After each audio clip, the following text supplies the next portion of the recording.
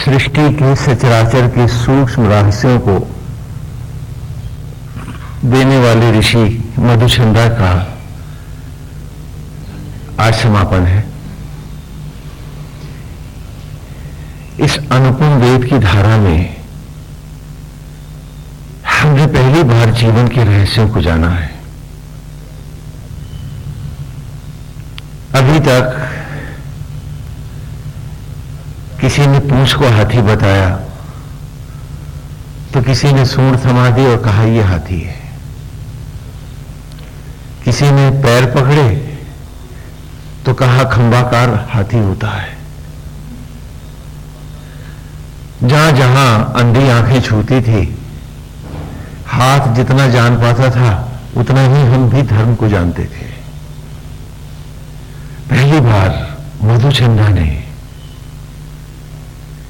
धर्म क्या है इस रहस्य को स्पष्ट किया है। यूं तो धर्म की नाना व्याख्याएं हुई, धार्यति इति धर्मा वगैरह वगैरह, बहुत से नाना प्रकार से धर्म की व्याख्या की गई। लेकिन पहली बार मधुचंद्रा ने एक अद्भुत व्याख्या हमारे सामने करी है कि धर्म सृष्टि में ईश्वर जो करके दिखा रहा है, जिस प्रकार वो हमको ला रहा है, उसी का अनुकरण करते हुए आत्मा से अद्वैत करना ही मूल धर्म है। वो जिसे हम आसमानों से दूर लोक लोकांतरों में खोजते हैं, वे ईश्वर आत्मा होकर हम सब के भीतर विराजमान है। अभी तक संप्रदाय हमसे अन्यत्र ही ईश्वर दिखाते रहे, हमसे हटके ही वो धर्म की कल्पना भी करते रहे। लेकिन ऋग्वेद के पहले ऋषि ने ही हमें हमारे समीप पहुंचाया है और कहा कि वो तो तेरे भीतर है। कस्तूरी कुंडली बसे मृग ढूंढे बन माई, कि ईश्वर तुम्हारे भीतर है। वही आत्मा होकर तुम्हें जीवन के नाना क्षण दे रहा है। हर धड़कन, विचार, रूप, सब कुछ तो उसी से संभव है। और वही आत्मा ही पेड़ों के गर्भ में यज्ञों के द्वारा भस्मी को, चिता की राख को पुनः जीवंत धाराओं में ला रहा है। वो तुझसे दूर नहीं है, वो तो तेरे भीतर है। और बाकी सारे नाना संप्रदाय और धर्म तुमको तुमसे भी दूर भगाते रहे। ये पहला ऋषि है जिसने कहा कि अपने भीतर आ, अपने आप को पहचान। और अद्भुत ढंग से हमारे सामने धर्म और संप्रदायों के रहस्य भी खुले कि पवित्र गंगा की धारा सा जो निरंतर निर्मल बह रहा जल है वो धर्म है। और इसी धर्म में उठाती है जो भंवर, वो संप्रदाय रहती धर्म की गंगा में ही है, लेकिन डुबाती है सबको। धर्म भेदभाव नहीं करता, संप्रदाय भेद ही भेद सिखाते। दोनों में ये भेद है। और सनातन धर्म ने प्राणी मात्र में ईश्वर की कल्पना करी। ये विश्व में अनूठा है और वेद मधुचंद्रा इसी धारा की ओर हमें ले जाते हैं। बाकी सभी संप्रदायों ने माना, नाना धर्मों ने विश्व के माना कि ईश्वर जीव से अलग है, वो अलग रहता है, कहीं सेवेंथ हेवन में है, सातवें आसमान में है, सप्तलोक में है। लेकिन सनातन धर्म ने कहा कि वो घट घट वासी है, हम सब में है। यहां धर्म सबको सचेत करता है कि सत्य को जानो, पढ़ो, पहचानो। लेकिन जहां संप्रदायों में एक कल्पनाओं को दूर दूर तक ले जाकर भटकाने की मनोवृत्ति है, वहां आप सवाल भी नहीं कर सकते, पूछ भी नहीं सकते कि ऐसा क्यों है। क्योंकि वो धर्म जहां ईश्वर तुमसे दूर रहता है, वहां तर्क करना, आर्गू करना, जिरहा करना गुनाह है, और ऐसा करने वाले नरक भेजे जाते हैं। लेकिन वेद, सनातन धर्म के इन महान ग्रंथों ने और इस धर्म ने कहा तर्क भी शास्त्र है। Come, argue, understand, only then believe. बाकी सब जगह कहा कि भेड़ चाल ही धर्म है। शक शुबा करोगे तो तुम्हें हेल में, दोजख में भेज दिया जाएगा। वेद ने कहा, वेद के संत ने कहा, धर्म की धाराओं ने कहा, सनातन धर्म ने कहा कि यदि ईश्वर को हमें भजना है तो उसे पूर्ण रूपेण जानना पहले जरूरी है। इसलिए तर्क भी शास्त्र होगा और ईश्वर को भी सप्रमाण सत्य को हमारे सामने स्थापित करना होगा। और उसी को हमने मधुचंद्रा की इस पावन गंगा में निरंतर पाया है कि यज्ञ, तुम्हारी कहानी तुम तक है। अभी तक संप्रदाय जो हवन यज्ञ कराते थे तो उसमें नाना गुरुओं की आपने आरतियां कर दी, कुछ गुनगुना लिए, कुछ चढ़ावे चढ़ा लिए और आपने समझा कि हवन हो गया, यज्ञ हो गया। पहली बार इस ऋषि ने हमें दिखलाया है कि ये बाहर के यज्ञ, बाहर के असत्य और अज्ञान को जलाने के लिए हमने बालकों को दिए थे और मूल उद्देश्य था उनको उस यज्ञ को पढ़ाना जिससे सचराचर उत्पन्न हो रहा है, उसकी सुधि दिलाना। और वो यज्ञ हम सबके भीतर होता है। और तब ऋग्वेद के आरंभ के ऋषि ने हमें बताया कि आत्मा ही यज्ञ का अधिष्ठित देव है। ब्रह्म ज्वाला ही यज्ञ की अग्नि है, प्राण उपाचार्य है, उपरित्विज है और यज्ञ हम सबके भीतर होता निरंतर है। यज्ञ को किसी के रुकने की, किसी के आने की कोई चाहत नहीं होती। ये तो प्रकृति का धर्म है, ये नियम है जिसके द्वारा संपूर्ण सचराचर प्रकट होता है। उसे ही हम वैदिक संस्कृत में यज्ञ कहते हैं। कैसे होता है वो बालकों को हम करके दिखाते हैं कि आत्मा का प्रतीक आचार्य बिठाते हैं, प्राणवायु का प्रतीक उपाचार्य उपरित्विज होता है, यज्ञ के साथ जो उसका सहयोगी आता है उपाचार्य आता है। तन का प्रतीक हम सामग्री रखते हैं और वो ब्रह्म ज्वाला जिसकी यज्ञ की रश्मियों के कारण हम जीवंत हैं, हम बोल रहे हैं, हमारे शरीर में ऊष्मा है, गर्मी है, उसी का प्रतीक ब्रह्म ज्वालाएं हम यज्ञ की वेदी बनाकर प्रकट करते हैं। और भीतर जैसे जीव होकर हम सब यजमान हैं, केवल निमित्त है, कर तो वो रहा है। तो उसी प्रकार बाहर हम एक यजमान बिठा देते हैं। पहली बार हमने जाना कि यज्ञ हम अधूरे करते रहे। हमने आधे अधूरे यज्ञ किए हैं क्योंकि हम जानते जो नहीं थे कि बाहर ही स्वाहा आहा गालिया, मंत्र फेर लिए, आहुतियां दे डाली, हमने समझा हमने यज्ञ कर लिया। इस ऋषि ने कहा नहीं, ये आधा काम किया है तुमने। प्रातः नित्य हवन मैं इसलिए कराता था और इसे इसलिए करते थे कि जिससे उनके विचारों को ईश्वर की ओर जाने का मोमेंटम बराबर बना रहे। जैसे आपने गाड़ी स्टार्ट करी, एक्सेलरेटर लगाया तो बैटरी से गाड़ी स्टार्ट हो गई। अब गाड़ी स्टार्ट करने के बाद आप जानते हो अगर स्टार्ट करके बंद कर दोगे तो क्या होगा, बैटरी डाउन हो जाएगी, अगली बार धक्के से स्टार्ट होगी। तो यहां प्रातःकाल का हवन केवल ईश्वर पर एहसान चढ़ाना, यह ईश्वर का एहसान उतारना भर नहीं है। मैं स्वयं को प्रेरित करता हूं, क्या सारा दिन इन्हीं रश्मियों में, ज्योतियों में बस के हर क्षण जिएंगे हम। न कि खाली वहां हाथ धो लिए और काम हो गया। गलत। जो ऐसा करते हैं वे थोड़ा करते हैं, वो अंश भर करते हैं, लेकिन जो मूल है वो नहीं कर पाते हैं।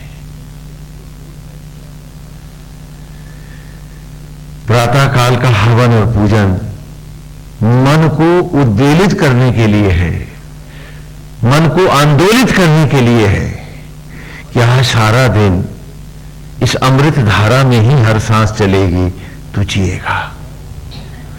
वाह्य जगत के कार्यों को उसका निमित्त बन के करता हुआ रहेगा इसी में तू। पर हमने तो समझा हवन कर लिया है, फल तो मिल गया है, अब आगे क्यों करना।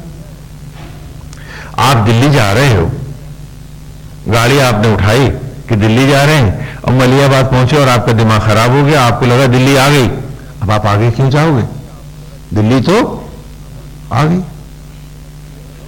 लेकिन वो दिल्ली तो नहीं है, तो आपका इच्छित व्यक्ति अथवा घर मोहल्ला तो नहीं मिलेगा आपको।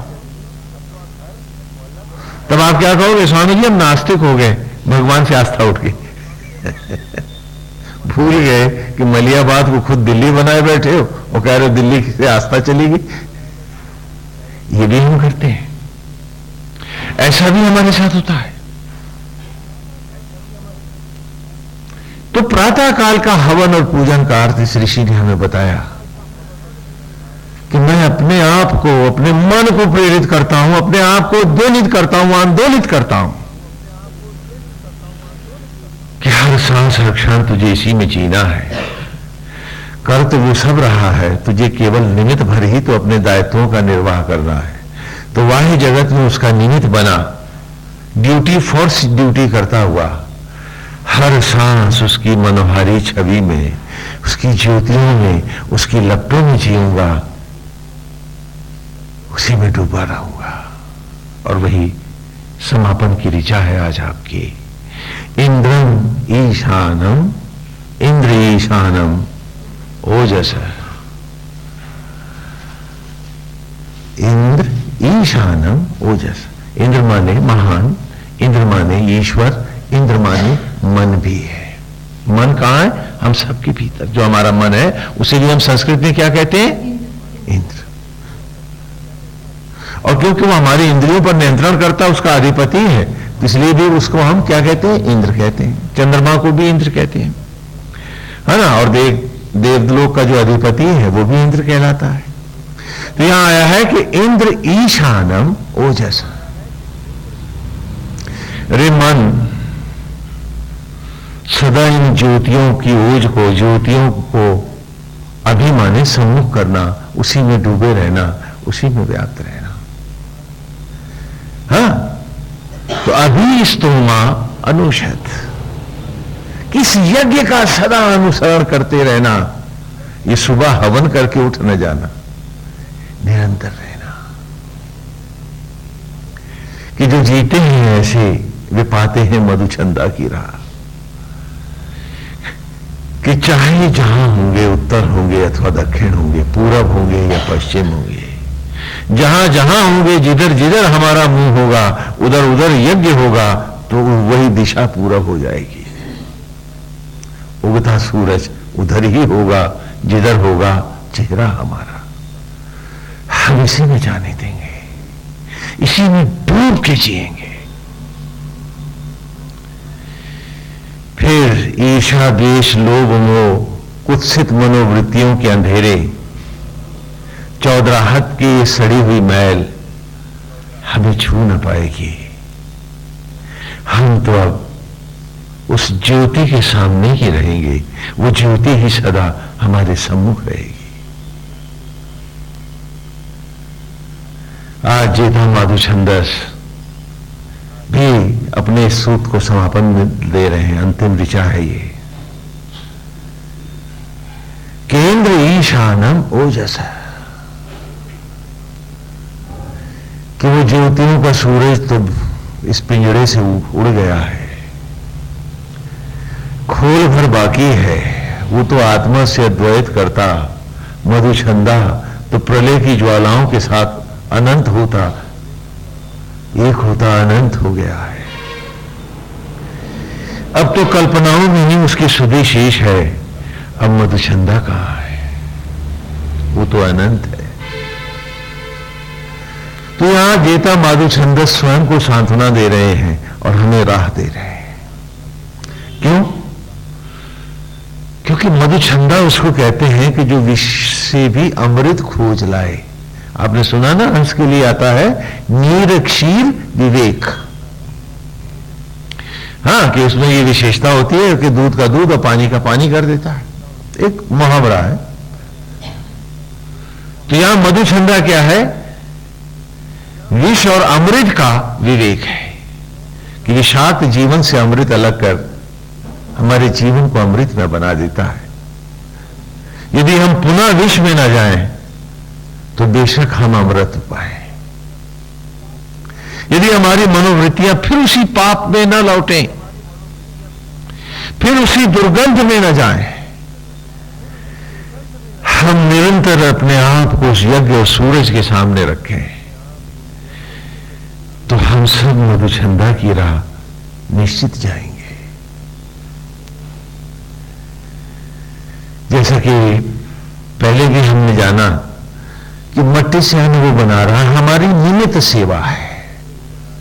हाँ, हम खेत जोते हैं, बोते हैं, बीजा डालते हैं, लेकिन अगर ईश्वर पेड़ों के भीतर यज्ञ न करे तो खाद से गेहूं नहीं हो सकता। यदि वो भोजन को भी यज्ञ के द्वारा रक्त में न लौटाए तो वो अच्छा भोजन हमारे लिए मौत का कारण बन जाएगा, क्योंकि वो खाना शरीर में सड़ेगा और हम मर जाएंगे। पेट भी वही भरता है। जब तक हम इन बातों को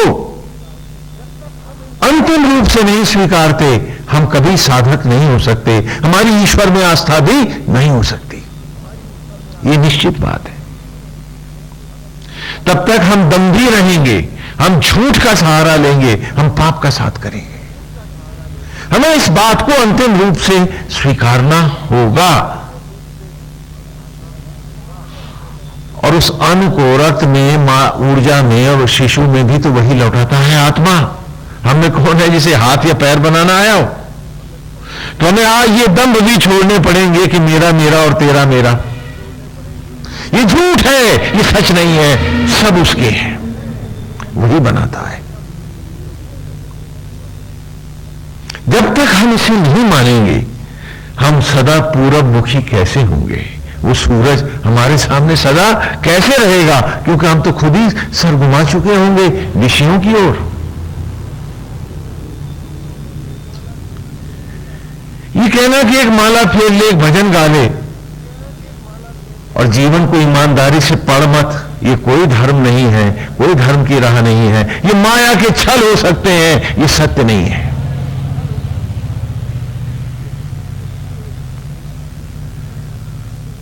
और खाली वो सब नाटक करने वाले कभी धर्मात्मा नहीं होते, क्योंकि धर्मात्मा में दो शब्द है, दो शब्द है धर्मात्मा में। बता सकते हैं कौन कौन से? धर्म और। तो जिसने आत्मा का धर्म ही नहीं माना, वो धर्मात्मा कैसे हो गया? पोथों की बात मत करो, वो तथाकथित संप्रदायों के शब्द फेंक दो।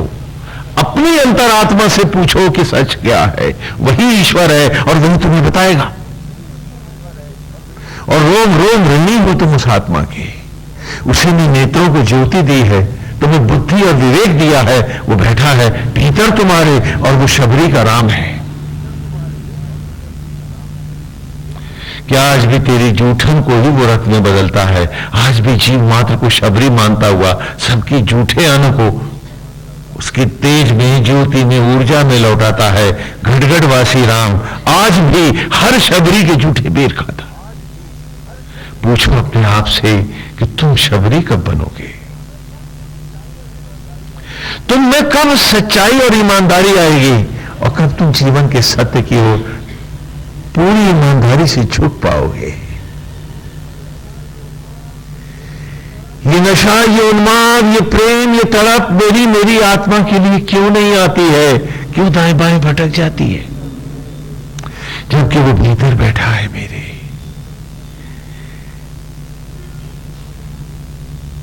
रोज गाते हैं, अर्जुन की स्तुति भी गीता में हम पढ़ लेते हैं कि मैं तुझ में हूं, तू मुझ में है।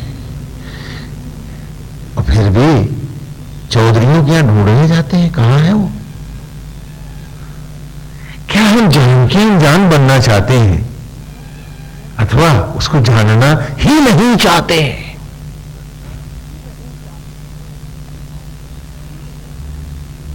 आज तड़प रही है माधु छंदस, मन हो गया है मधुचंदा।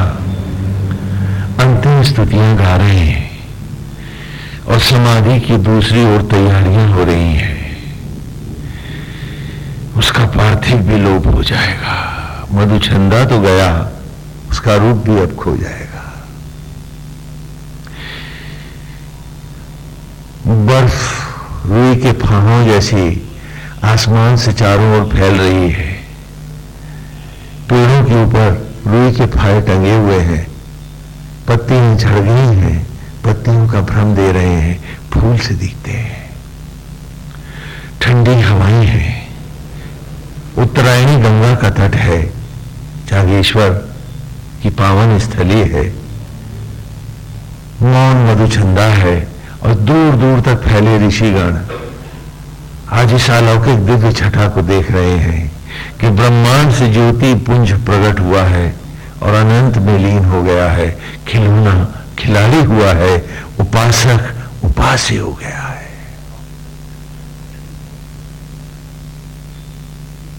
और ये अंतिम पुष्पांजलि है, श्रद्धांजलि है जेता माधु छंदसों की। और जितने ऋषि खड़े हैं वे पाठ दोहराते शेष रह गए उस रूप के सामने कि इंद्रम ईशानम ओजसा अभिस्तोमा अनुषत, कि हे महान, तू तो सदा सूरज के आत्मा के ही सम्मुख रहा।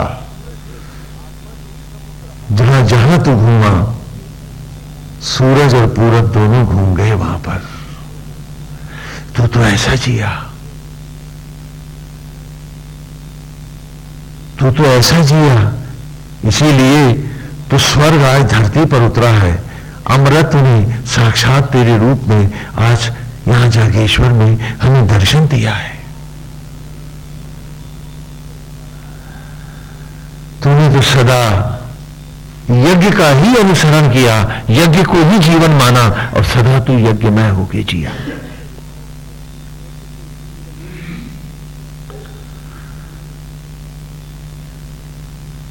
प्रातः काल जो यज्ञ तेरा शुरू हुआ फिर उसका कभी समापन ना हुआ, वो चलता ही रहा, बढ़ता ही रहा, क्योंकि तेरी कल्पनाएं तो यज्ञ की ज्योतियों में ही समाई रही और तू यज्ञ सा निरंतर चलता रहा।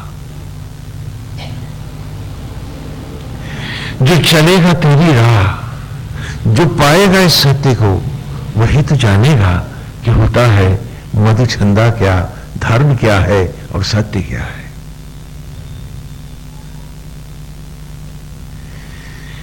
तुमने किताबें पढ़ ली, इतने हवन जिसने कर लिए उसको ये यज्ञ का ये फल मिल गया, फलाने को ये हो गया, नहीं। आपने कहा स्वामी जी हमें गुरु धारण करना है, हमने कहा लेकिन गुरु किसको धारण करना है? क्योंकि गुरु सिर्फ एक व्यक्ति धारण कर सकता है जो इस राह जाए।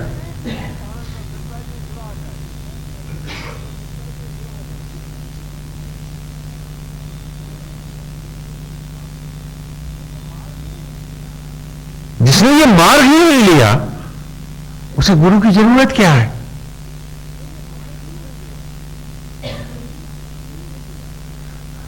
हाँ, बहुत से आप लोगों में लोग जो है हमसे नाराज हैं कि हमने वो गुरु बनने की कोशिश क्यों नहीं की। आप लोगों ने बहुत बहुत बार कहा भी तो हम नहीं माने।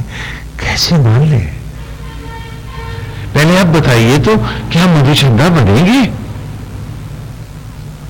क्या आप ये राह लेंगे? हाँ, तो फिर आपको एक गुरु की, एक गाइड की जरूरत है कि किसी के अनुशासन में रहेंगे तो मंजिल आसान होगी। तो हम भी आप में सहयोग दें। वो तो यहां बनते हैं। वो जो आप मंत्र फिरवा आए हैं, हाँ बहुत से लोग जिद करते हैं तो हम पूछ लेते हैं भाई ठीक है एक आध चौपाई तुम भी ले जाओ।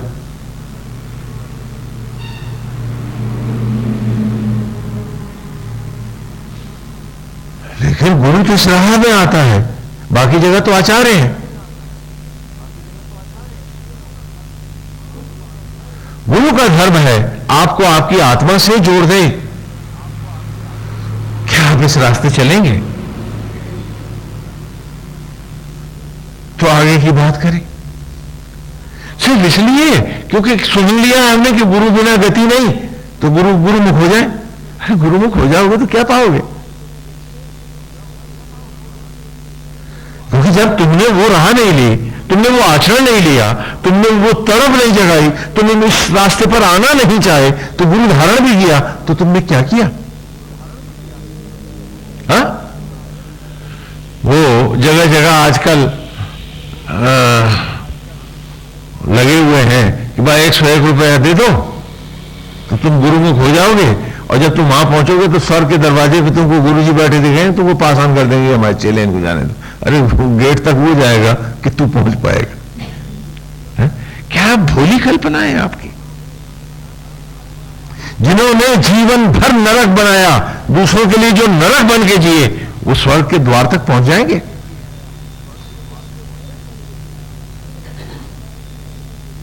बड़ी विचित्र बात है। कभी किसी युग में ऐसी लीलाएं नहीं देखी थी जो आज अब देखने को मिलती हैं।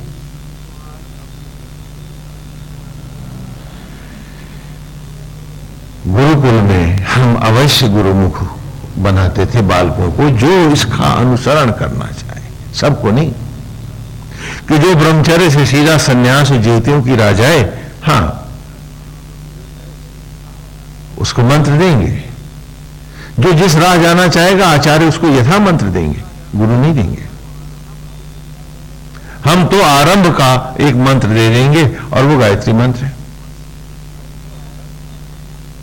और गायत्री मंत्र का अर्थ आप लोग सब लोग अच्छी तरह से जानते हैं कि ये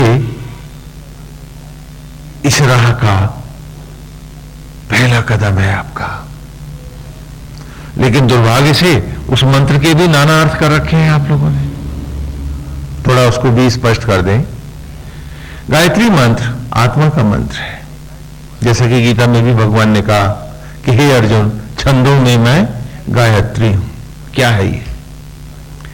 ओम, हाँ मंत्र ना, ओम भूर्भुवः स्वः तत्सवितुर्वरेण्यं भर्गो देवस्य धीमहि धियो यो नः प्रचोदयात्। ये मंत्र है। तो इसमें सबसे पहले हमने ओम शब्द का उच्चारण किया। इस ओम में 3 संबोधन है, आ, उ, मा। अ से अस्तित्व तत्व धारक ब्रह्मा, संपूर्ण सचराचर को तत्व रूप प्रकट करने वाला ज्ञान का देवता परम ब्रह्म। उ से उत्पत्ति, सृजन, सृजक, पालक विष्णु। उन्हीं बिंदुओं से खिलौनों को बनाना और उनको सांस और धड़कनों से जीवंत करना, इस प्रक्रिया का नाम क्या है? विष्णु। अम्मा से मृत्यु, मृत्युंजय, महेश। तो धारण, सृजन और संहार के यज्ञ के द्वारा ये यज्ञ है। इसी को हमने यज्ञ कहा है, ओम ही यज्ञ है। और इसकी ये त्रिधाराएं हैं, धारण, सृजन और संहार।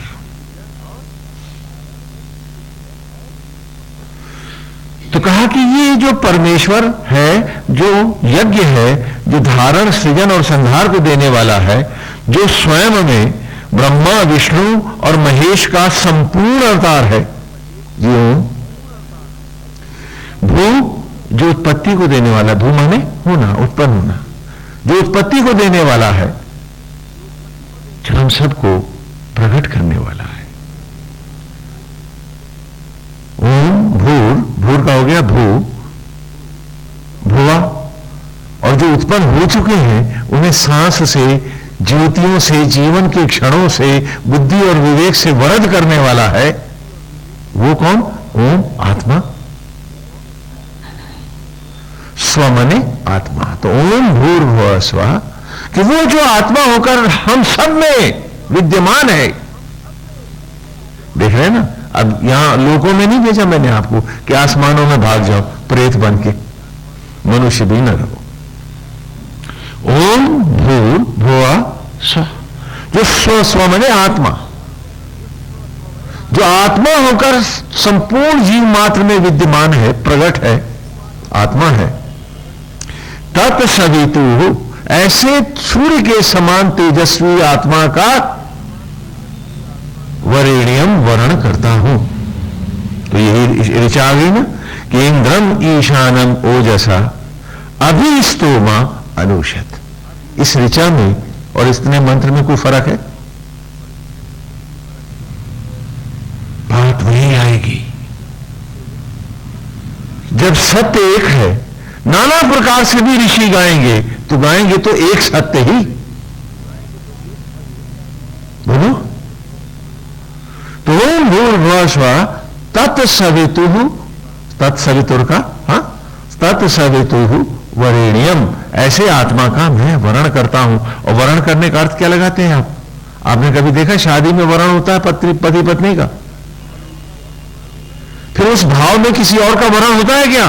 पत्नी कर सकती है किसी का? तो जब मैंने जीव होकर आत्मा का वर्ण कर लिया है तो वो स्थान किसी और को दे सकता क्या? बोलो तो। हाँ, तो इससे टोटल कमिटमेंट, यहां पूर्ण समर्पण है, वरना मंत्र मंत्र ही नहीं है।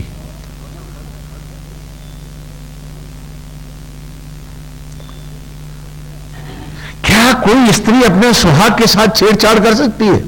यदि वो नारी है तो बोलो, तो क्या तुम इस वरेण्यम के साथ छेड़छाड़ कर सकते हो? पूछे हम अपने आप से। तो दाएं बाएं, ईर्ष्या में, द्वेष में, लोभ में, आसक्तियों में, झूठ में, कपट में, हर बार अपने सुहाग को लात मारकर हम कैसे जाते रहे?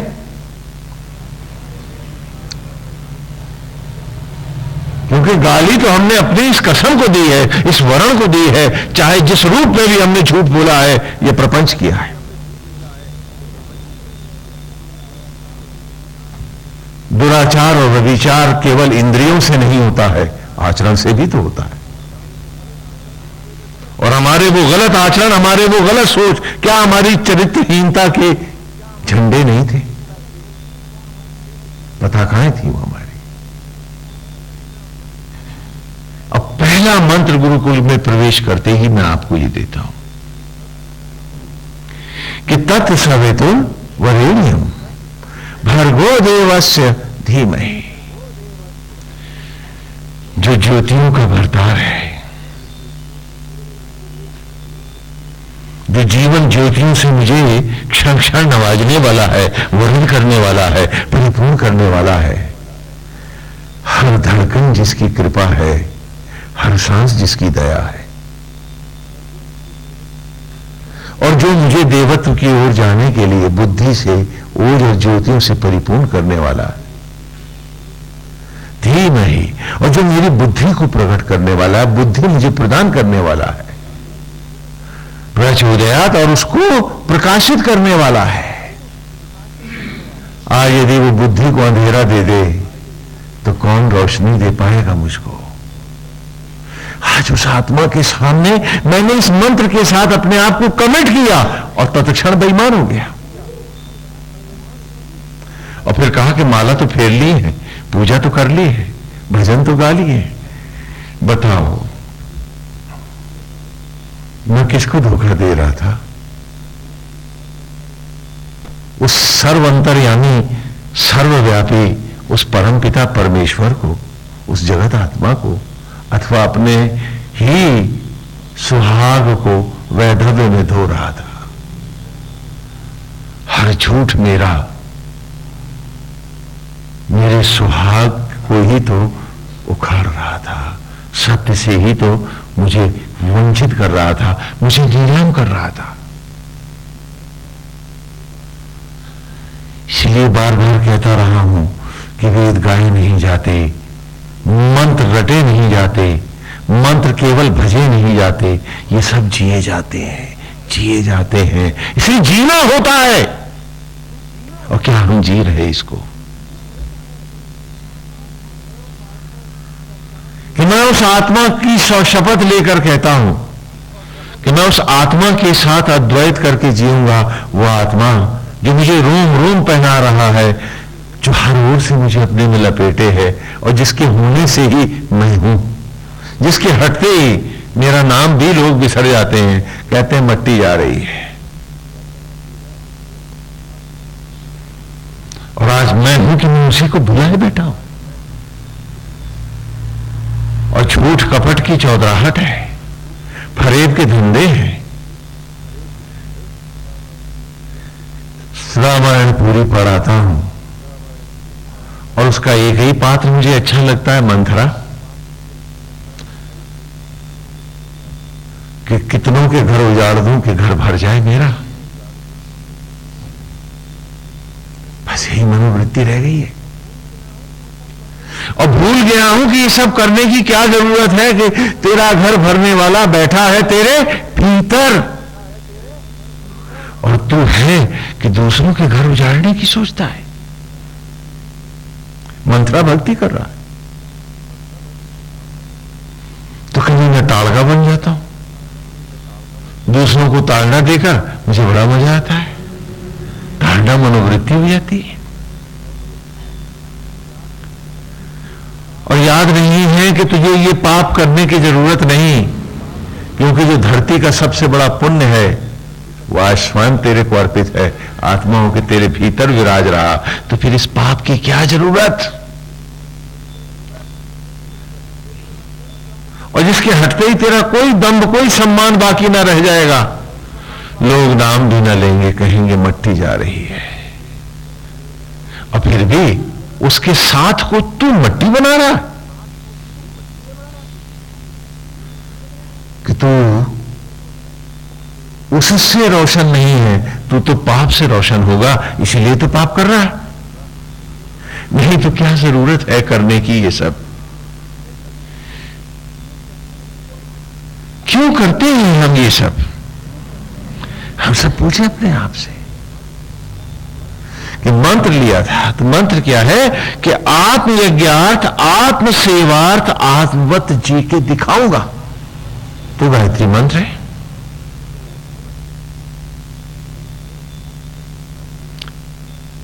हाँ, कि नारायण को ही सब कुछ मानूंगा, अपनी आत्मा को सब कुछ मानते हुए, सत्य के रूप में स्वीकारते हुए, स्वयं को उसका निमित्त बनाकर, क्योंकि निमित्त हो। आज वो सांस ना दे तो ये शरीर चलता नहीं है, मैं मर जाता हूं। तो निमित्त ही तो हूं मैं, सांस धड़कन तो वही दे रहा, मैं मालिक नहीं हूं शरीर का।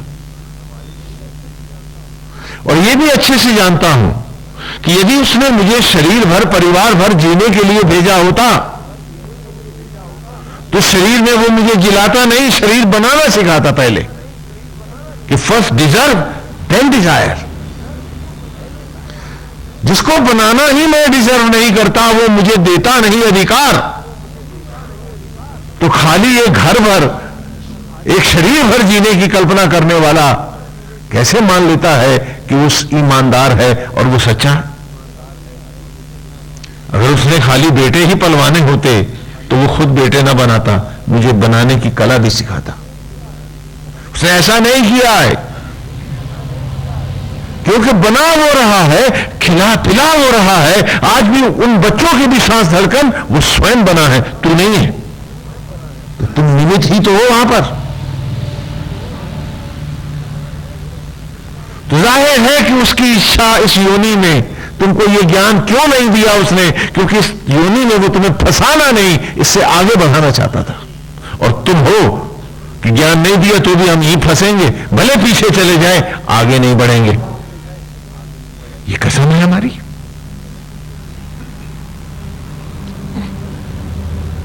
कि तन का कोई हिस्सा जब उसने मुझे बनाना नहीं सिखाया, क्यों नहीं सिखाया? क्योंकि वो मुझे शरीर में फंसाना नहीं चाहता है, और मैं हूं किसी में फंसे रहना चाहता हूं और उसको भी भुलाकर जीना चाहता हूं।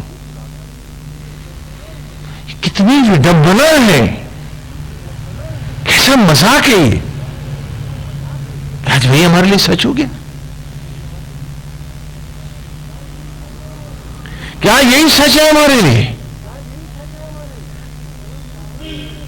कि धर्मशाला में बैठे हैं और कमरों को पर कब्जा कर लेना चाहते हैं? क्या बात है?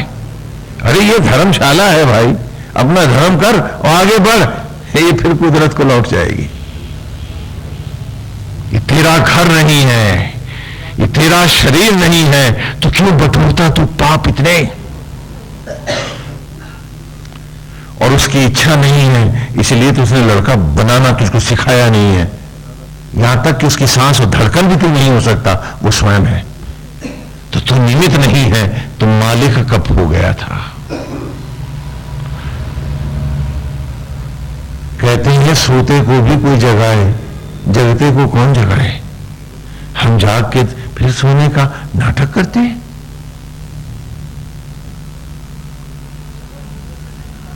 कि अगर उसने तुमसे खाली घर गृहस्थी ही कराना होता तो बेटे बेटी बनाना भी तो सिखाता, उनकी सांस और धड़कन तुमको बनाता। और तब आप ठस्से से कह सकते थे अथवा कह सकती थी कि कहना नहीं मानेगी तो सांसें नहीं दूंगी, मर जाएगी। ये अधिकार नहीं है आप में किसी के पास, है क्या? थोथ ही दम लिए जीते हैं हम लोग, दिन को भी अंधेरा बनाकर नाटक किया करते हैं हम लोग। क्या बात है? सत्य हमसे बिल्कुल उल्टा खड़ा है और झूठ को ही सच बना के जीते हैं हम लोग।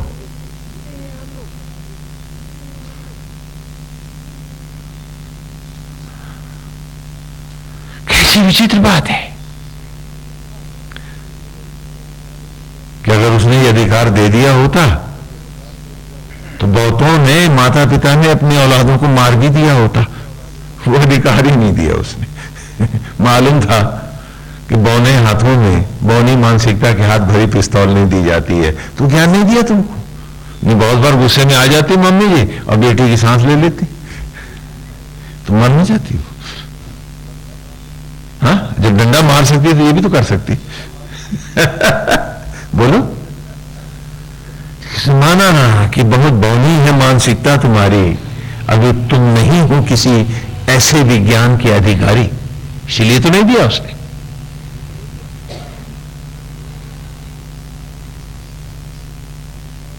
कहा ये सारे काम मैं करूंगा, इसमें तेरी कहीं ठेकेदारी ना होगी।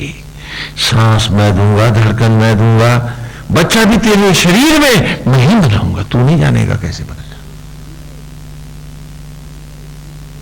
अब फिर भी मेरे दम और अंधता देखो, मैं उसी के लिए आज ईश्वर छोड़ता हूं, हर रोज हर दिन सुबह शाम। और झूठ के सहारे, फरेब के सहारे, वहां पाप बटोरने में सारा दिन लगा रहता हूं मैं, जबकि सांस वो है, धड़कन वो है, जीवन का हर क्षण वो है। और फिर उसके बाद क्या है कि गुरुमुख भी हो आया हूं, तो अब क्या चिंता है? हाँ, सारे पाप भस्म हो जाएंगे अपने आप। पूछ कि तू कभी ईमानदार होगा, पाप को भी किनारे रख दे। क्या तू मनुष्य होकर मनुष्य योनि में मनुष्य बनकर जी रहा है? पूछो अपने आप से कि कहां जा रही हमारी संस्कृति, कहां जा रहे हैं हम लोग? कहते हैं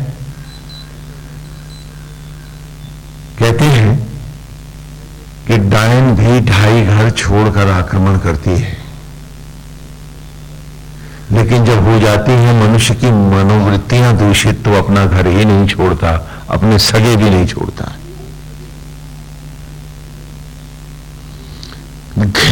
मृत जीव हैं खटमल, जोंक और मच्छर जो दूसरों का पीते हैं खून। लेकिन जब आदमी आदमी नहीं रहता है तो इनसे भी निकृष्ट हो जाता है, क्योंकि ये तीनों जीव अपनी जात बिरादरी का खून नहीं पीते और ये अपने घर के नहीं छोड़ता है। और आज हर घर की कहानी है,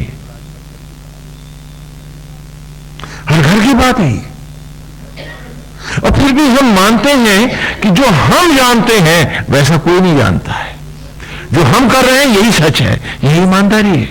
जरा पूछें तो, पूरी ईमानदारी से पूछे अपने आप से कि अगर ये सच होता तो आज बेटा बेटी तेरे वो ना चला रहा होता, तो खुद बना रहा होता और उसकी सांस धड़कन भी बना होता।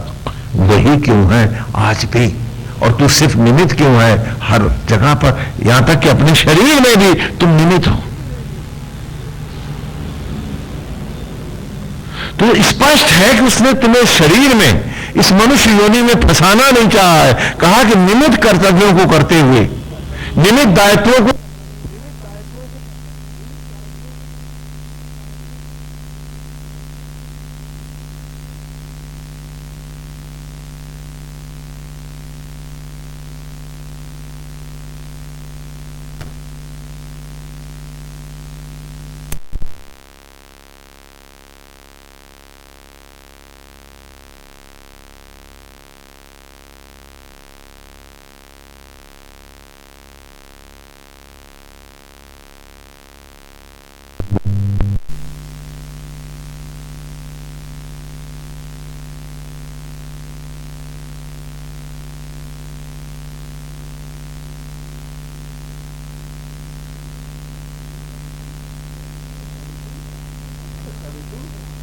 सवितु वरेण्यम, ऐसे आत्मा का वर्ण कर, इससे अद्वैत कर और मधुछंदा सा प्रकट हो जा। लेकिन हमने अपने मन चाहे धर्म और संप्रदाय बनाए। कैसे कहूं कि एक ही नदी में न जाने कितने भंवर बनाए कि सब डूब के हम मर जाएं उसमें, और नदी का अमृत ना पिए, नदी में डूब के मरे। क्या बात है! और मानते हैं कि हम विद्वान हैं, मानते हैं कि हमसे ज्यादा कोई पढ़ा लिखा समझदार नहीं है, मानते हैं कि हमने सारे ग्रंथ और पोथे रट रखे हैं, और हमारी पूजा के आगे तो भगवान भी दीन हो जाता है, हाथ फैला देता है। क्या बात है! कितनी विचित्र बात है। क्या हो गया है आज हम सबको? हम पूछें अपने आप से। जबकि आज की ऋचा मधुछंदा को अंतिम हम भी गीता मधुछंदसों के साथ उस पुनीत देव को हम भी तो एक पुष्पांजलि श्रद्धांजलि दे रहे हैं, क्योंकि उसके बाद फिर ये ऋषि हमारे जीवन में रहना थोड़ा ना, ये रहना रखो इसे तो अमर हो जाओगे, ये ना रहा तो अंधेरों में खो जाओगे। तो कहा इंद्रम ईशानम ओ जैसा, कि रे मन उस सूरज को, उस पूरब के सूरज को, उसकी ज्योतियों को सदा अपने सम्मुख रख कि नारायण तू ही सत्य है, ये आत्मा तू ही सत्य है, तू ही मेरा सर्वस्व है, तेरे बिना मेरा कोई अस्तित्व नहीं है। तो तुझसे हट के जो अस्तित्व खोजूं तो मुझसे मूर्ख और अंधा कौन होगा? अब तो तू ही तू है, क्योंकि सत्य ही तू है। तो इंद्रम ईशानम ओ जैसा अभिस्तिमा अनुषद, और हर सांस को उसी में आहुति दे, हर सांस उसी में डूबता चल, उसी में खोता चल, उसी में बैठता चल, अपने आप को उसमें मिटाता चल। सहस्त्रम यस्य रातये,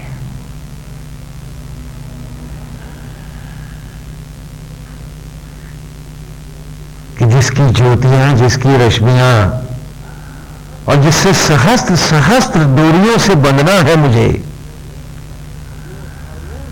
और जो हर ओर से सहस्त्र सहस्त्र प्रकार से मेरे अस्तित्व को उठाए है, मुझे बनाए है, आज उसी को सामने रख, उसी में डूबता चल और मधुचंदा बन के दिखा दे। मधुचंदा के सामने हम सब की यही एक पुष्पांजलि होगी कि हम सब मधुचंदा से बन के दिखा दें कि जीवन के इस विष में से मधुचंदा जैसे अमृत को, आत्मा के सत्य को निकालें और उसी में डूब के जाए, उसमें डूब के जिए। तो ये ऋषि हमारे जीवन का ऋषि हो। हमने बहुत कुछ मांगा है, जो साधिकार हम मांग सकते हैं। हम न भूले कि हमने इस सूक्त में मांगा है और हर सूक्त में, इन सूक्त में, अंतिम ऋचाओं में हमने ईश्वर से भी कुछ मांगा है। पहले सूक्त में हमने अंतिम ऋचा में मांगा, सा ना पिते सुनवे अग्ने सुपायनो भव सचस्वा ना स्वस्थ है। कि जैसे पिता अपने पुत्र को सारी शोभाएं देता है, पुत्र पिता से ही सब ज्ञान, रूप, नाम, गोत्र सब पाता है, सुपायन शोभाओं से युक्त होना, भवन होना। साना पिते वसुनवे अग्रे, जिस प्रकार सुनवे माने पुत्र, पिता से जो उत्पन्न है, तो साना पिते, जैसे पिता से पुत्र को सारी शोभाएं मिलती हैं यदि वो योग्य होता है, तो उसी प्रकार हे पिता, हे ईश्वर, हे आत्मा, आज हमारा संकल्प है कि हम आपके पुत्र बनेंगे। अब हम विषयों के दास नहीं होंगे, हम झूठ और कपट का सहारा नहीं लेंगे। हम निरंतर मधुचंदा को एक धर्म के रूप में अपनी धड़कनों में, अपनी सांसों में, अपनी धमनियों में रक्त के प्रवाह के साथ ऋचाओं को गुंजाते रहेंगे। हम डूबते रहेंगे इसमें और हम अपने पिता से वही शोभाएं लेकर दिखाएंगे। हम अपने पिता आत्मा के जैसे बन के दिखा देंगे। उस सत्य का जिसका वर्ण करने का हमने संकल्प किया है, हम तद्रूप हो जाएंगे। और दूसरे सूक्त के अंतिम ऋचा में भी हमने मांगा है कुछ।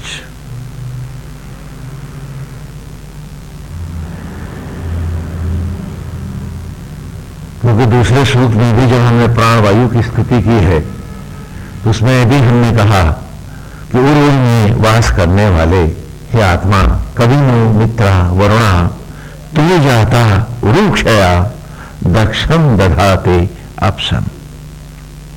कि हे कवि, कवि माने आत्मा, हे ईश्वर, हे नारायण, मित्रा वरुणा ये महाप्रलय काल के आदित्य हैं, सूर्य हैं, अग्नियां हैं। जब महाप्रलय होती है तो 12 आदित्य प्रकट होते हैं और उन्हीं के लपटों में सचराचर पुनः सूक्ष्म ब्रह्म में, एटम्स में विसर्जित होता है। तो यहां मित्रा वरुणा कह करके हमने यथा यथा ऐसे 12 आदित्य जो हैं उनको बुलाया है, सूर्य हैं।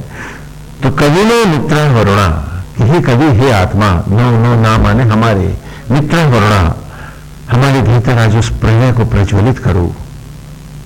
लोग तुमसे शांति मांगते हैं, लोग तुमसे लंबी आयु मांगते हैं। हमने इस पड़ाव का ठहराव नहीं मांगा है, हमने आपसे प्रलय मांगी है। कवि ने मित्रा वरुणा तू भी जाता उरुक्षया, वही उरुक्षया, हृदय में अमर होकर वास करने वाले हम सबके हे आत्मा, हे यज्ञ, हे प्रदीप्त,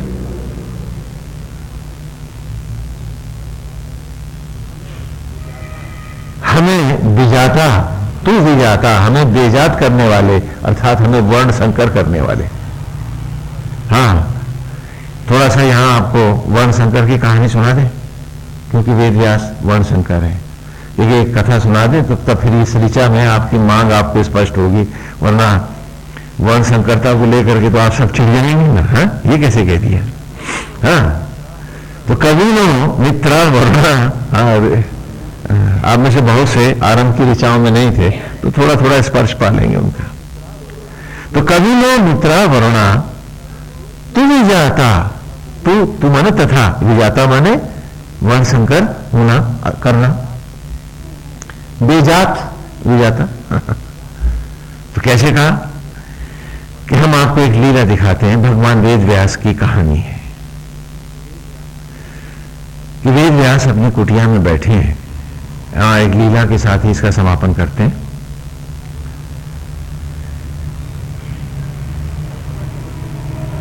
कल्पना करें कि एक सुंदर मनोरम वन है, जंगल है, चारों ओर स्निग्ध छटाएं हैं, नदी का पावन तट है और वहां कुटिया है, आश्रम है, गुरुकुल है और स्वयं वेदों का संकलन करने वाले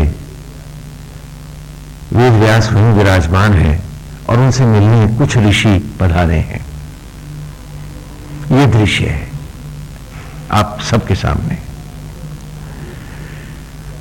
और वे ऋषिजन कुछ जिज्ञासाएं प्रकट कर रहे हैं वेद व्यास से। और तभी एक ऋषि ने कहा कि वेद व्यास, हमने सुना है कि आप सूत हैं। संस्कृत में सूत शब्द का अर्थ होता है वर्णशंकर विजाता। सूत माने वर्णशंकर, सूत माने वर्णशंकर। तो एक ऋषि ने कहा कि हमने सुना है आप सूत हैं, वर्णशंकर हैं। तो वेद व्यास मुस्कुराकर उत्तर देते हैं, भगवान वेद व्यास, कि हां ऋषिगण, मैं सूत हूं,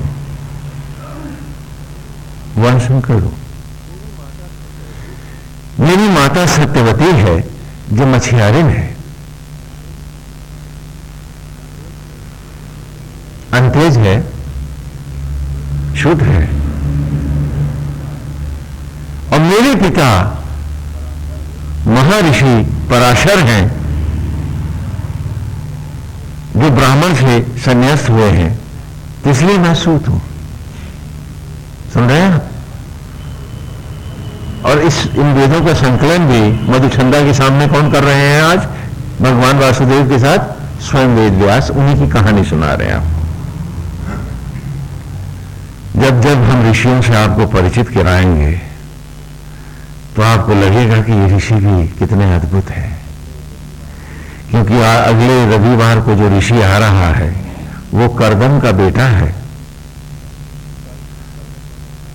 और कर्दम माने होता है कीचड़। ठीक कहा आपने, आपको मालूम है कर्दम ऋषि है या उनका बेटा है, मेधा जी थी कर्ण, उसी का सुख सुनाएंगे आपको। देखिए कैसी बात है, क्या ऋषियों ने नाम रखे हैं। अगर आपको कोई कीचड़ कहे तो आप लड़ पड़ोगे। हाँ, अगला ऋषि वही आ रहा है, आपको मालूम है। हाँ, कर्दम कीचड़ को ही कहते हैं। नारायण हरि गोविंद हरि। तो कहा कि वेद व्यास, हमने सुना है कि तुम सूत हो, अर्थात वर्णशंकर हो। तो वेद व्यास ने कहा हाँ मैं हूं। तो कहा वेद व्यास, तुम कह रहे हो कि पराशर तुम्हारे पिता हैं, वो तो महाविष्णु के छठे अवतार हैं, स्वयं महाविष्णु हैं। भला ईश्वर ने धर्म शास्त्र से निषिद्ध कर्म कैसे किए? तो वेद व्यास कहते हैं कि विद्वानों, फिर आज तुम मेरी कहानी सुनो। पुराने जमाने में भी 3 एक्ट प्ले होते थे गुरुकुल में, खाली पर्दे नहीं होते थे। तो पहले एक्ट में कथा का सूत्रपात होता है जो ऋषि वेद व्यास से पूछ रहे हैं, दूसरे एक्ट में पूरी कथा मंच पर आती है और तीसरे एक्ट में कथा का रहस्य का अनावरण होता है। इसीलिए इन लीला कथाओं को हम रहस्य लीला कहते थे। क्या कहते थे? रहस्य लीला। लेकिन कलयुग में आते आते रहस्य का अपभ्रंश हो गया तो क्या बना? रहास लीला। अब फिर हो गई रास लीला, अब रसलीला हो गई। हाँ, धीरे धीरे बढ़ती हुई ना आगे। तो कहा विद्वानों, मेरी कथा सुनो। अब आप कथा सुनिए, ये दूसरा एक्ट है उसका, कि एक बार महर्षि पराशर, देखिए ध्यान रखिए, अगर पा में बड़े आ की मात्रा लग जाएगी तो क्या हो जाएगा? पाराशर। तो किसका नाम होगा? वेद व्यास का। पराशर कह रहा हूं तो जरा शब्दों का ध्यान रखें, यहां तो ब्लैक बोर्ड नहीं है, बाहर नीचे लिखते हैं। हाँ, तो पराशर, तो महर्षि पराशर गंगा नदी पार कर रहे थे। द्वापर अंत की कथा है, समापन समापन की ओर जा रहा है द्वापर। जैसे 4,32,000 वर्ष का ये कलयुग है, जिसके लगभग 6,000 वर्ष अब हो रहे हैं, उसी प्रकार इससे पूर्व 8,64,000 वर्ष का द्वापर युग है। तो द्वापर के समापन से थोड़ा पूर्व की कथा है ये। हाँ, समय का अंदाज लगा रहे हैं। तो एक बार महर्षि पराशर गंगा नदी पार कर रहे थे। जब ऋषि गंगा की धाराओं में आए तो उन्हें बड़ी भयानक दुर्गंध आई। अक्सर आप देखा ना, नदी के बीच में गर्मियों में पानी कम हो जाता है तो कमर तक होता है, तो लोग पैदल भी चल जाते हैं। वैसे टीवी सीरियल में तो नाव वाव सब थी और वो सब बहुत कुछ था उसमें। हाँ, लेकिन जो मूल कथा है हम वही सुना रहे हैं। तो जब नदी मध्य धारा की बीच धारा में आए तो ऋषि को बहुत भयानक दुर्गंध आई। क्या आई? बदबू आई। तो ऋषि चौंके, मां गंगा की पावन धाराओं में आज दुर्गंध कैसी? महर्षि पराशर सोचने लगे कि जब घोर कलयुग होगा, जब धर्म का विनाश होगा, तभी इस पवित्र नदी में से दुर्गंध आएगी। लेकिन द्वापर में ही ऐसा क्यों है? तो जानने के लिए किस नदी में से दुर्गंध क्यों उठ रही है, ऋषि ने चहुं ओर दृष्टिपात किया, सब तरफ देखा। तो क्या देखा कि नदी के बीच में एक छोटा सा द्वीप है। द्वीप समझते हैं? आइलैंड है ना, बालू का एक टीला सा निकल आता है और नदी दो फाड़ हो जाती। तो एक द्वीप है, और जब भी हवा उस द्वीप को छूकर आती है तो भयंकर बदबू आती है। तो नदी पार करने के बजाय ऋषि उस द्वीप की ओर ही बढ़ चले जो बीच धारा में था, कि देखिए बीच गंगा में उस द्वीप पर ऐसा क्या रखा है कि जिससे इतनी भयानक दुर्गंध आ रही है।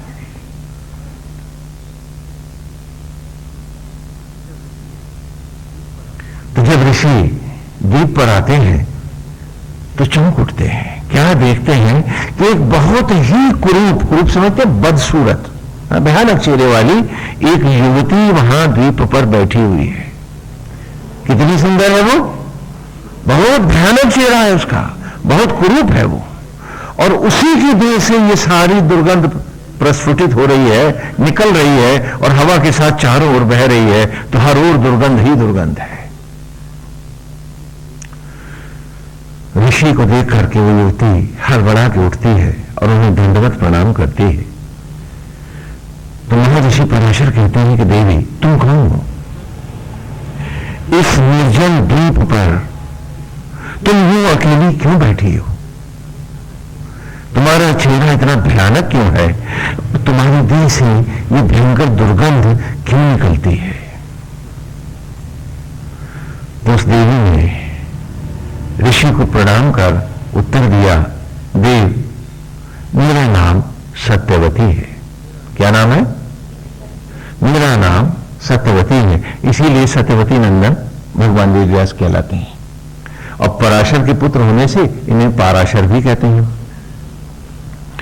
कहा, उस युवती ने उत्तर दिया कि देव, मेरा नाम सत्यवती है, मैं मत्स्यराज की मछियारे की बेटी हूं, शूद्र हूं, त्याज्य हूं, अंत्यज हूं, आज की भाषा में आप जो कह लो। देव, मुझे देवों ने, देवताओं ने अभिशप्त किया है, श्राप दिया है, शापित हूं मैं कि वसुदेवों ने मुझे अभिशप्त किया, जिसके कारण मेरी देह इतनी भयानक कुरूप है और गंदी है, चेहरा भयानक है, और उन्होंने मुझे श्राप दिया है कि जहां मैं बैठूंगी, जहां मैं रहूंगी, वहां से 1 योजन दूर तक दुर्गंध जाएगी। इसलिए योजन गंधा मेरा नाम है, दूसरा नाम है, अभिशप्त नाम है, क्योंकि मेरी देह से मरी हुई मछली की दुर्गंध जैसी गंध प्रकट होती है। तो बहुत से गांव के लोग मुझे मत्स्य गंधा भी कहते हैं। देव, इस द्वीप पर, इस निर्जन द्वीप पर अकेली हूं, बैठी हूं कि नदी के उस पार जाती हूं तो लोग मेरी दुर्गंध से पीड़ित हो जाते हैं, और बच्चे भयभीत हो जाते हैं। यदि नदी के उस पार जाऊं तो वहां भी ऐसा ही होता है। तो मैं अभागी योजन गंधा सत्यवती बीच मझधार में इसी द्वीप पर बैठी अपने पापों का प्रायश्चित करती हूं। मैं उस पार जाती हूं, मैं उस पार जाती हूं। मुझसे कोई पीड़ित ना हो, मेरी दुर्गंध से कोई किसी के मन संत्रस्त ना हो और बालक भयभीत ना हो। इसलिए हे देव, मैं उस निर्जन द्वीप पर अकेली बैठी अपने पापों का प्रायश्चित किया करती हूं। और रोने लगती है। फिर वो रुक कर कहती है कि देव, सारे सदग्रंथ ऋषि मनीषी जन कहते हैं कि जब किसी जन्म के पुण्य का उदय होता है तभी उसे किसी पावन ऋषि का दर्शन मिलता है। तो मेरे भी किसी जन्म के पुण्य जगह हैं जो देव आप इस निर्जन द्वीप पर पधारे हैं।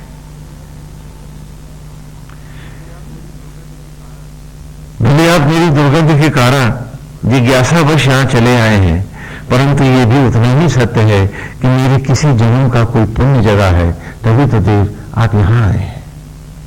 तो देव, सभी ऋषि जन आपके गुण गाते हैं और आपको विष्णु का अवतार मानते हैं। आप त्रिकालज्ञ हैं, तीनों लोकों और कालों को जानने वाले हैं, आप अंतर्यामी हैं, ऐसा सभी संत ऋषि और मनीषी जन निरंतर गाते हैं। तो आज मेरे सौभाग्य से देव आप पधारे हैं, तो क्या इस अभागी योजन गंधा की एक इच्छा आप पूरी करेंगे? वो रोते हुए उनसे प्रार्थना करती है। तो महर्षि पराशर कहते हैं कि देवी, आप बताएं आपकी क्या इच्छा है। कहा, देव, क्या आप देखकर बताएंगे कि योजन गंधा कब शाप मुक्त होगी? क्या कभी एक ऐसी सुबह भी होगी जब वो अपने शाप से, अभिशाप से मुक्त होकर अपने लोगों के बीच में उठ सकेगी, बैठ सकेगी, स्वस्थ होकर रह सकेगी? ये देव, वो सुबह होगी तो कब होगी? क्या आप देख के बताएंगे? द्रवित हो उठते हैं महर्षि पराशर भी और समाधिस्थ हो जाते हैं। समाधि के क्षणों में ही थोड़े दिन देर के बाद जब उनके नेत्र खुलते हैं तो वे एक आश्चर्यजनक बात सत्यवती से कहते हैं, योजन गंधा से कहते हैं कि देवी, तुम्हारा अभिशप्त होकर इस द्वीप पर आना, देवी, तुम्हारा अभिशप्त होकर, शापित होकर इस द्वीप पर आना और मेरा उस दुर्गंध के कारण यहां खींचे आना कोई मात्र संयोग नहीं है, ईश्वर की एक महान कल्पना है जो इसमें छिपी है। इसी द्वीप पर मेरे और तुम्हारे दाम्पत्य से हमारा पुत्र वेद व्यास प्रकट होगा। ऋषि कह रहे हैं उस दुर्गंध के ढेर से, किसी द्वीप पर मेरे और तुम्हारे दाम्पत्य से हमारा पुत्र वेद व्यास प्रकट होगा, जो एक बार पुनः लुप्त होते धर्म की ध्वजाओं को आरोहित करेगा और धर्म का प्रथम पुरुष कहलाएगा। ये सुनते ही वो पीछे हट जाती है, कांप उठती है कि देव, ये आप क्या कह रहे हैं? मैं शूद्र त्याज अंत्यज अभिशप्त योजन गंधा, आप पुनीतों के पुनीत, महानों के महान, स्वयं महाविष्णु के अवतार। देव, जिनकी परछाई के चरणों पर भी श्री चंदन का लेप होता है और कुछ भी अपवित्र उनके समीप नहीं जाने पाता, ऐसी पवित्र नाथ, क्या आप मुझ अभिशप्त योजन गंधा का, दुर्गंध का वर्णन करेंगे? क्या ये उचित होगा? क्या ये पाप न होगा? आप कैसी बात कर रहे हैं? वो पीछे हट जाती है। तो महर्षि पराशर उत्तर देते हैं, देवी, मेरे शाप, मेरे स्पर्श मात्र से तू शाप मुक्त हो जाएगी। देवी, मेरे स्पर्श मात्र से तू शाप मुक्त होगी। योजन गंधा से योजन सुगंधा स्वरूप होगा तुम्हारा। डरो नहीं, आगे बढ़ो, मेरा स्पर्श करो। डरती हुई, कांपती हुई ऋषि द्वारा प्रेरित की जाती योगन गंगा सत्यवती ऋषि के चरणों का स्पर्श करती है और एक विलक्षण घटना होती है कि वो तत्क्षण शाप मुक्त हो जाती है और अप्सरा सा उसका रूप प्रकट हो जाता है। दौड़ कर जाती है जल की धाराओं में। अब वहां आईना तो नहीं है ना, शीशा तो है ना। दौड़ कर जाती है जल की धाराओं में, अपना चेहरा देखती है गंगा में। उसे विश्वास नहीं होता। फिर पानी छितराती है, फिर देखती है कि अरे वो सुबह तो आज ही हो गई। पूछ रही थी ऋषि से कि देव वो सुबह होगी तो कब होगी, और वो क्षण तो अभी आ गया। और जब उसे विश्वास हो जाता है कि सचमुच तू शाप मुक्त हो गई है, तो वो बावली से दौड़ कर जाती है और ऋषि के चरणों में लिपट जाती है कि देव आप स्वयं महाविष्णु हैं। मैंने जाना आप स्वयं परमेश्वर हैं, क्योंकि जब वसु देवताओं ने मुझे श्राप दिया था तो कहा था कि लीला अवतार धारण करके जब स्वयं महाविष्णु ही आएंगे तो उन्हीं का स्पर्श पाकर तू शाप मुक्त हो पाएगी। देव मैंने आपको पहचान लिया। तो ऋषि उठाते हैं उसे और कहते हैं कि यही मैं अपने तपोबल से अग्नि प्रज्वलित करूंगा और तुमसे विवाह करूंगा और इसी द्वीप पर हमारा पुत्र प्रकट होगा। तो ऐसे ही वो करते हैं। तो उसके बाद योजन गंगा संकोच में एक प्रश्न करती है उनसे, ये बड़ा महत्वपूर्ण है। कहती है देव आप कह रहे हैं इसी द्वीप पर हमारा पुत्र प्रकट होगा। देव ये द्वीप तो हर ओर से दृश्य है, इस पर न कोई झोपड़ी है, न मकान है, न कोई दीवारें हैं।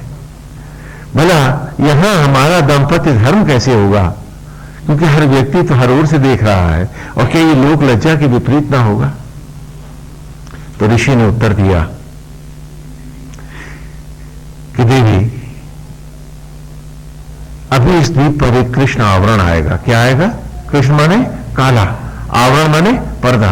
अभी इस द्वीप पर एक कृष्ण आवरण आएगा। आवरण भी कैसा आएगा वो भी सुनो ध्यान से, कि इस द्वीप पर अभी एक कृष्ण आवरण आएगा और हर व्यक्ति हमें देखता हुआ भी, हर व्यक्ति हमें देखता हुआ भी, जानता हुआ भी न देख पाएगा न जान पाएगा। और आवरण जैसे ही हटता है, वेद व्यास कथा सुना रहे हैं, हम तीसरे एक्ट में आ गए और वेद व्यास कहते हैं इस प्रकार विद्वानों, गंगा के मध्य में उस द्वीप पर जिस पर कृष्ण आवरण छाया हुआ था मैं प्रकट हुआ। इसलिए कृष्ण धन द्वीप धन अयन, कृष्ण माने काला, द्वीप माने वो आइलैंड, और अयन माने जल, पानी। पानी को संस्कृत में क्या कहते हैं? अयन। तो कृष्ण धन द्वीप धन अयन, कृष्ण द्वैपायन मेरा नाम है।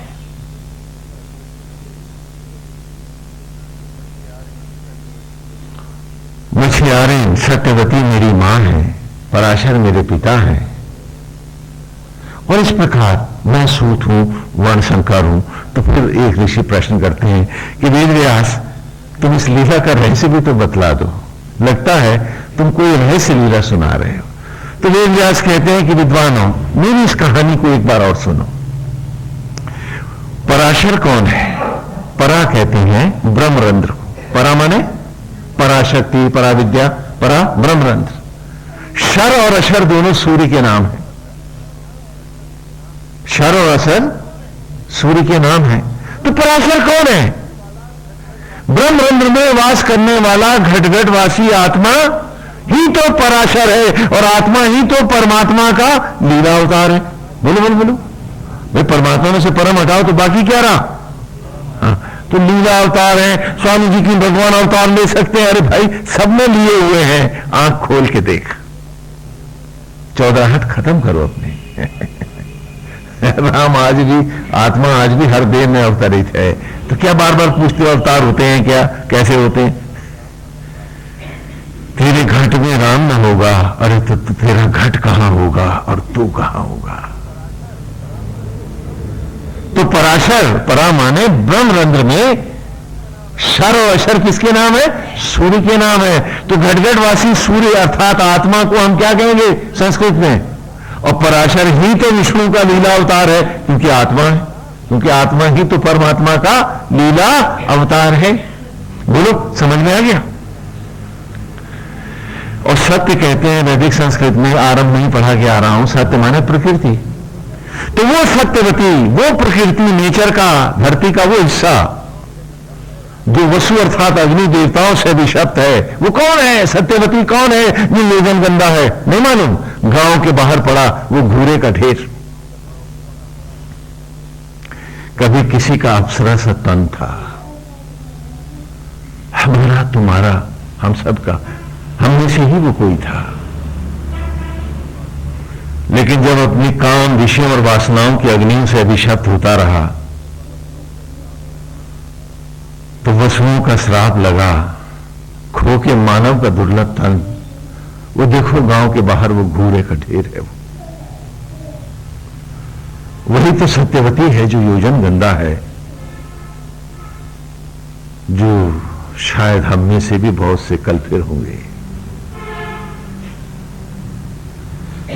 बोलो, सत्यवती दिखी क्या?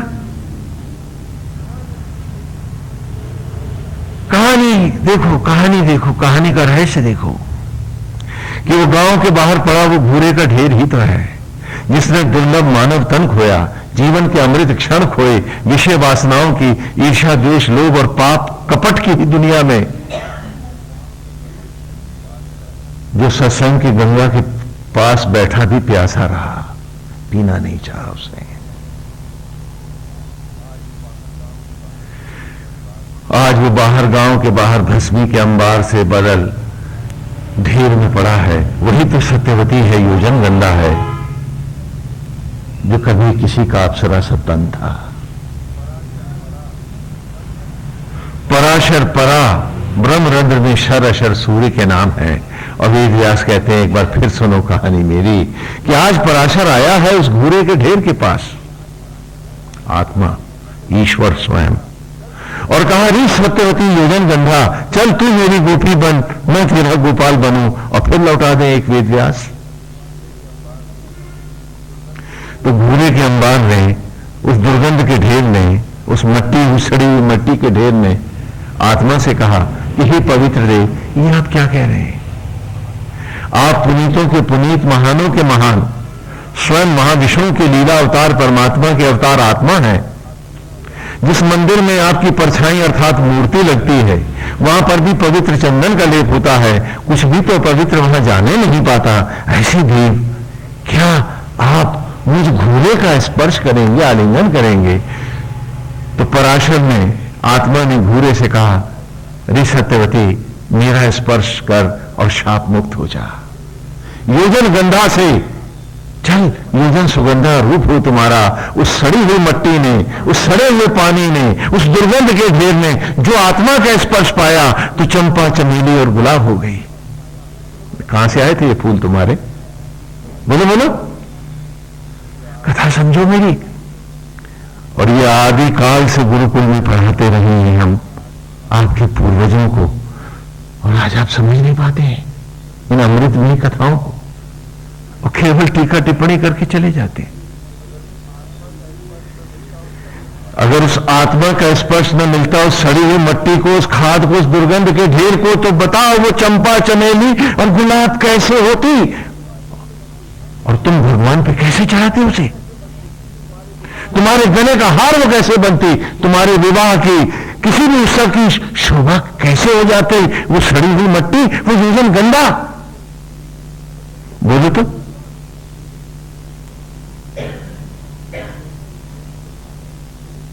और कहते हैं वेद व्यास कि उस योजन सुगंधा का वर्णन किया, समय की गंगा में, काल की, वक्त की गंगा में, दिल रूपी द्वीप पर, इस शरीर रूपी द्वीप में आत्मा पराशर ने जब योजन सुगंधा का वर्णन किया तो फिर एक बालक वेद व्यास बन के प्रकट हो गया, जो हम सब हैं। तुम्हें विद्वानों, वो बूढ़ा, ये धरती माता ही मेरी मां है और आत्मा ही मेरा पिता है, दोनों का वर्ण अलग है, तो मैं तो वर्ण संकर हूं। लेकिन आप सबको सौगंध, सच बताइए, आपके मां बाप कोई और है क्या? हाँ, तो यहां ये विजाता शब्द आया है इस ऋचा में, जो मधुचंदा ने इस ऋचा में मांगा है कि कवि नो मित्रा वरुणा तु विजाता उरुक्षया दक्षम दहाते अपसम, कि हे कवि, हे आत्मा, हाँ, और कहते हैं वेद व्यास कि क्या कहा था महर्षि पराशर ने सत्यवती से कि हर व्यक्ति हमको देखता हुआ भी, हमको जानता हुआ भी न देख पाएगा, न जान पाएगा कि हम क्या कर रहे हैं। और आज विचित्र लीला देखो कि हर ओर सत्यवती और पराशर की लीला सचराचर है। आज भी आत्मा स्पर्श दे रहा है तो हरित क्रांति है, कोपलें फूट रही हैं, फल फूल खिल रहे हैं, और तुम में हर कोई मुझसे पूछता है स्वामी जी भगवान कहां मिलेगा। हर व्यक्ति हमें देखता हुआ भी, जानता हुआ भी न देख पाएगा, न जान पाएगा कि हम क्या करते हैं। और फिर कहा उसने कि विद्वानों, उस परमेश्वर की बात सुनो, वो जिसने तुम्हारी जूठन को रक्त में बदला, उसने घोड़े को भी वही प्यार दिया, भेदभाव नहीं किया। और तुम मनुष्य होकर मनुष्य से भेद करते हो और कहते हो कि तुम्हारा धर्म है। और तुम धर्म को जानने वाले हो। एक और गाते हो सिए राम मैं सब जग जानी, एको ब्रह्म द्वितीय नास्ति, और दूसरी तरफ तुम्हारा सारा जीवन, आचरण, आचार, व्यवहार सब भेदभाव है। क्या ऐसे ही ईश्वर पाओगे? तो दूसरे सूक्त की आखिरी ऋचा में हमने मांगा था कि कवि ने मुत्रा वरुणा तुझे जाता उरुक्षया, हे घटघटवासी, मुझे भस्मी से अन्न और अन्न से मनुष्य के वर्ण में निरंतर लाने वाले अपसम दघाते, दक्षम दघाते अपसम, एक बार फिर प्रलय को, अग्नियों को, ज्वालाओं को प्रज्वलित कर और मेरी प्रलय उत्पत्ति कर, जिससे मैं भस्मी से अब उस रूप में आऊं जो मैंने तीसरे सूक्त की अंतिम ऋचाओं में मांगा है कि महोवर्णा सरस्वती प्रचेतति केतुना धियो विश्वा विराजती, कि हे मां, हे ज्वाला, आज मुझे जलाओ। मट्टी के ढेले को जब तुमने जलाया था अम्बे, तो वो मानव बना। जिस पानी में मैं घुल जाता था, आज किल्लोल करता हूं, तो आज मुझे फिर जलाकर एक बार फिर नया जन्म दो, कि जैसे आज जल में किल्लोल करता हूं, कल लपटों में नृत्य हो मेरा, वो रूप दो मुझे। तो ये पूर्व के सूक्तों में जो हमने मांगा है, आज मधुछंदा ने अपने समापन में कर दिखाया है। स्तब्ध है जीता माधु छंदस, उस सुंदर पावन स्थली पर वे अश्रु पूरित नेत्रों से अपने ही आराध्य को समाधिस्थ कर रहे हैं। मधुछंदा ब्रह्मांड से ज्योतिर्मय रूप को धारण करता, हाँ, जो पिछली ऋचा में हमने पढ़ा है कि पुराण धुंधुर युवा कवि अमित ओजा अजायत, इस देह को फाड़ता हुआ पुराण पुर को, इस घर को तोड़ता हुआ, बिंदु भेद करके आत्मा के साथ, आत्मा के जैसा सुंदर युवा होता, अमित ओज को धारण करता मधुछंदा प्रकट हुआ। हाँ, और सारी सृष्टि के कर्म को धारण करता।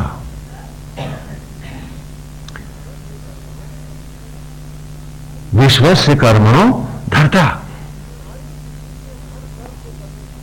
कि सारी सृष्टि के हर कर्म को करने की सामर्थ्य को धारण करता। वज्री पुरुष दाहा, अनंत होता हुआ, अजर अमर होता हुआ, उस पौरुष को प्राप्त होता हुआ वो अनंत में लीन हो गया। समाधि दे रहे हैं जीता माधु छंदस, साथ में भगवान श्री कृष्ण हैं और वेद व्यास हैं। मधुछंदा जो घोड़े पे बैठ के आया था, अब पालकी में चल दिया है। रूई के फाये गगन से गिर रहे हैं। उत्तरायण पर्व है, उत्तरायणी गंगा का तट है, और उत्तरायण में दो समाधियां पहले लगी हैं, दो शिवलिंग खड़े हैं। उसी के पास तीसरे स्थान पर मधुचंदा के उस रूप को समाधिस्थ करते हैं स्वयं भगवान श्री कृष्ण। धीरे धीरे समाधि में बैठा वो योगी उतरता चला जाता है और फिर उसी समाधि पर श्री कृष्ण तीसरे शिवलिंग को स्थापित करते हैं। ये जब आप जागेश्वर में प्रवेश पाते हैं तो बाएं हाथ की तरफ से आप गिनती करेंगे, जो तीसरा शिवलिंग है वही मधुचंदा है। और इस प्रकार ये पहला ऋषि उसके पूरे अपने वांग्मय के साथ हमारे सामने स्पष्ट हुआ है। ये ऋषि हमारे जीवन का अमृत है, ये ऋषि हमारे जीवन का सर्वस्व है। इस ऋषि ने हमको जैसे जैसे क्षण क्षण वो जिया अपने ऋचाओं में सारे स्वरूप प्रकट किए कि यज्ञ का अर्थ केवल लकड़ी फूंकना और आहुति गाना नहीं है। यज्ञ जीवन का वो हर क्षण है जो यज्ञ से प्रकट होता है। और आज भी सृष्टि यज्ञ से ही उत्पन्न होती है और यज्ञ में ही लय होती है। इन सारे रहस्यों को वो प्रकट करता चला गया। उसने हमारे सामने मंदिर के रहस्यों को भी रखा कि मंदिर गुरुकुल में छात्रों को पढ़ाने के लिए ही हमने बनाए हैं। पलथी के जैसा चबूतरा है, जैसे आप बैठे हो सब, धड़ के जैसा गोल कमरा है, सिर के जैसा गुंबद है, जटाओं के चूड़े सा बालक के हम गुंबद के ऊपर कलश बनाते हैं। आत्मा जैसी प्राण प्रतिष्ठित मूर्ति है। और जैसे शरीर में जीव रूप हम सब यजमान हैं, इन हाथों का प्रयोग तो कर रहे हैं, बनाना तो नहीं जानते हैं, तो वैसा ही जीव के जैसा ही मैं पुजारी खड़ा कर देता हूं। खाली मंत्र गुनगुनाने से, सर झुका लेने से काम बनेगा नहीं। जैसे बालक पाठशाला को प्रणाम करके चला जाए तो उसे पास होने का कोई सर्टिफिकेट नहीं देता, देगा क्या? उसे पढ़ना होता है, उसे अपने आप को तैयार करना होता है, उसे इम्तिहान देना होता है और तब वो पास फेल होता है। तो जब एक छोटी सी केजी क्लास बिना पढ़े वो बालक पास नहीं कर सकता पहली दूसरी, और तुमने जिंदगी की आखिरी क्लास को आवारा लड़कों की तरह खाली पाठशाला में सर झुका के पास होना चाहा है, और तुम सोचते हो कि वो गुरु तुम्हारी कृपा कर देगा और तुम्हें मोक्ष मिल जाएगा। नहीं, इसी राह के मंत्र को गुरु मंत्र कहते हैं। इसे स्पष्ट कर लें आप, क्योंकि ये प्रश्न बहुत बार आता है कि जो इस मार्ग पर चले, जो मधुचंदा बनने की तड़प लाए, वो गुरु मंत्र धारण करे। अरे भाई, जब तुम्हें रेलगाड़ी से दिल्ली जाना ही नहीं तो मैं पूछता हूं टिकट क्यों खरीद रहे हो? बोलो, खरीदोगे क्या? तो फिर यहां ये सिर फिरे काम क्यों कर रहे हो? गुरु मंत्र होता है कि यस, मैं इस रास्ते पर जाना चाहता हूं, हां, मैं इन जीवन के मूल्यों को पा गया हूं, मैंने इसके सत्य को पा लिया है और मैं आसक्तियों से मेरा मन उपराम हो चुका है। तो किसी ऋषि के पास तुम जाओ, उससे कहो कि अब हमें सत्यनिष्ठ बनाए, और जब तुम अपने में वो सांस खोजो कि तुम अक्षरशः उसके कहने में चल सको, तो तुम्हारा गुरु धारण करना उचित है और उसका तुम्हें शिष्य के रूप में ग्रहण करना उचित है। यदि तुम उसकी आज्ञा में नहीं रह सकते, यदि तुम निरंतर उसके आदेश पर निरंतर अपने आप को तपा नहीं सकते, अपने आप को सत्य की राह पर नहीं ले जा सकते, तो तुम्हारा गुरु मंत्र लेना ऐसा ही है, अब क्या कहें हाँ, कुछ आप लोगों के सम्मान को देखते हुए बस कुछ नहीं कहते हैं, महज एक नाटक ही तो है, झूठ ही तो है। उस युग में गुरु मंत्र केवल वही लोग धारण करते थे जो पूरी ईमानदारी से मनसा वाचा कर्मणा इस राह पर चलने के लिए संकल्पित होते थे।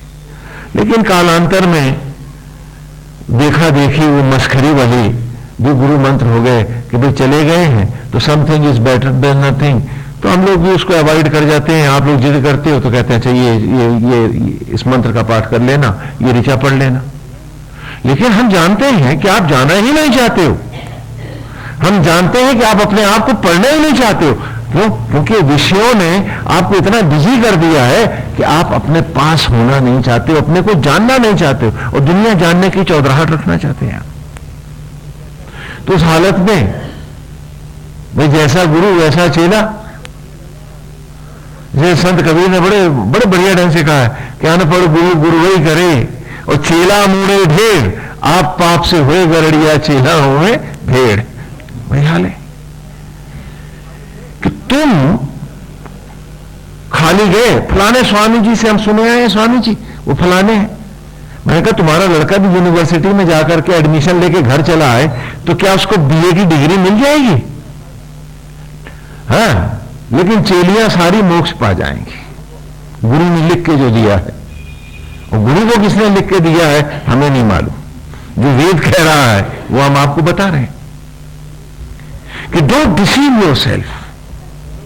चलो इस अमृत पथ पर, चलो इस दिव्य मार्ग पर आओ कि आज इस मधुचंदा को अंतिम रूप से जीवन में बसा लें। और सुनो, इसे भूल गए जाएगा जो, उसको अगला ऋषि बिल्कुल समझ में नहीं आएगा।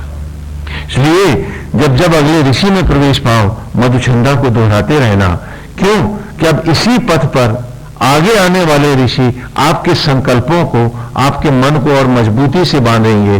राह यही होगी 5 महावाक्यों की, तत्त्वमसि, तेजोवसि, एको ब्रह्म, द्वितीयो नास्ति, अहम ब्रह्मास्मि और सोहमस्मि। धारणा, ध्यान, समाधि, यज्ञ और योग, यही वो अनुपम